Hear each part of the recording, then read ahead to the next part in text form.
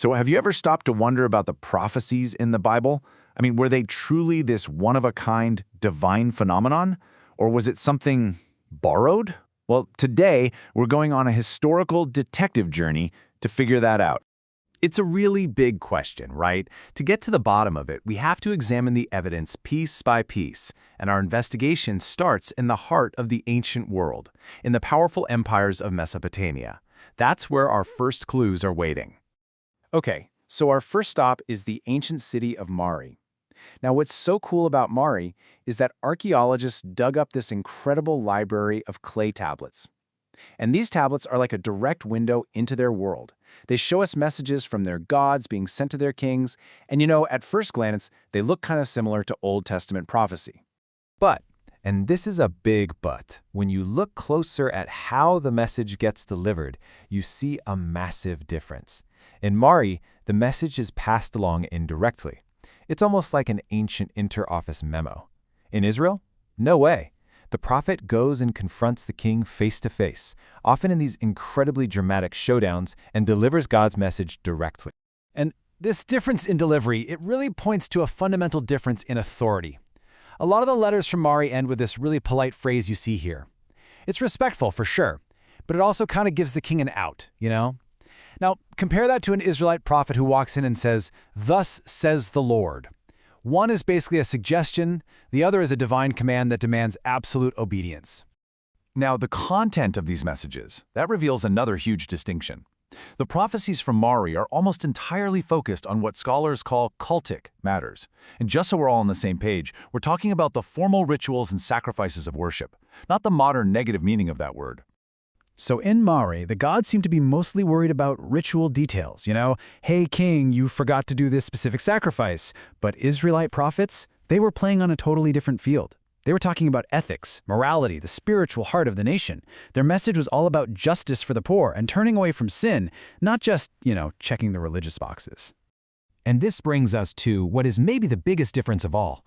As the scholar N.H. Ritterboss puts it so well, every single Israelite prophecy is like one piece of a giant puzzle, this grand story of God's plan unfolding throughout all of history.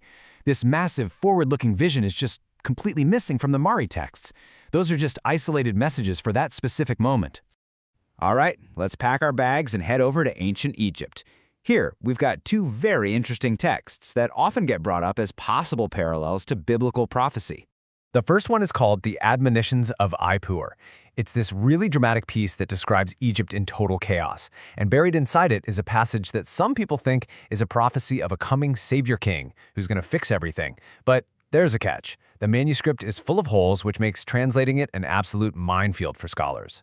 And this is really where the whole comparison kind of lives or dies. Just look at the difference one verb makes. The famous Egyptologist John Wilson translates it in the future tense, which makes it sound very much like a messianic prophecy.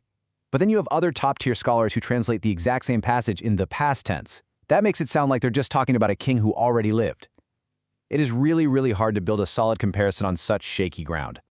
Okay, the second Egyptian text looks even better on the surface. It's called The Prophecy of Neferohu. In it, a priest from way back in 2600 BC seems to predict with just stunning accuracy the rise of a very specific king, Amenemhet I, who wouldn't even be born for another 600 years.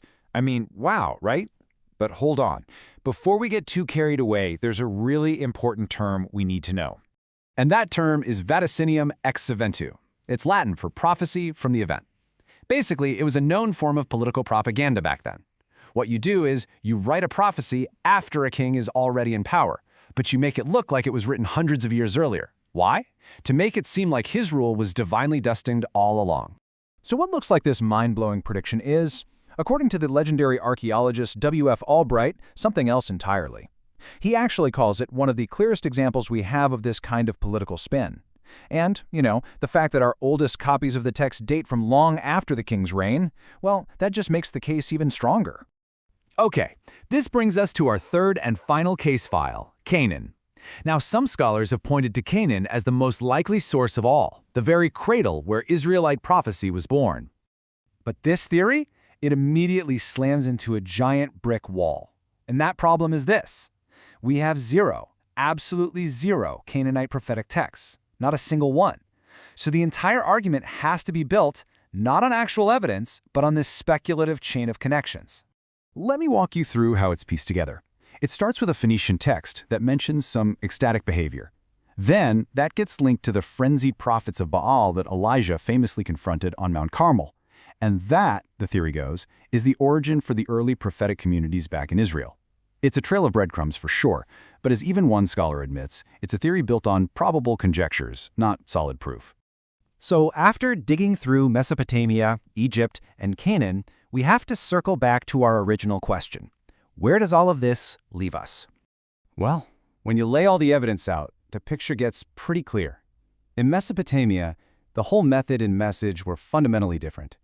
In Egypt, the key texts are either based on shaky translations or they're probably just political propaganda. And in Canaan, well, the evidence just isn't there. The attempts to say Israel's prophecy was just borrowed from its neighbors, they just don't seem very convincing. Okay, so if it wasn't borrowed from the outside, then what about from the inside?